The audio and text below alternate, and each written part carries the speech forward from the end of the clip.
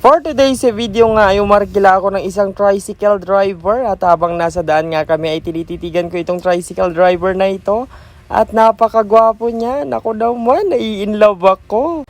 Syempre yung daddy kiss ko yan. For today nga ay pupunta nga kami dito sa may San Pablo Alicia para sunduin ang kanyang kapatid dahil nga pupunta nga kami sa bayan para mamili ng kanyang mga gamit dahil malapit na ang back to school dahil nga magi-grade 7 na ang kanyang kapatid. Ito nga ang kanyang bunsong kapatid dahil nga dalawa lang sila. At ang kulang niya na nga lang ay ang kanyang sapatos at bag.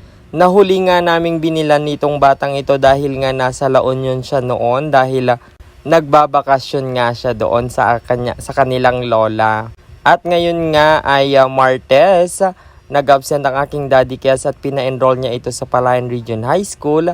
At the same day ay sinulit na namin ang pag-absent ng aking daddy kaya sinamahan na namin itong aming dalaga para mamili ng kanyang mga gamit at nakapili na nga siya ng kanyang sapatos at dito rin sa spot dito sa may palengke ay nakahanap na rin siya ng bag. One stop nga lang yan at mabilis lang namili ang ating dalaga.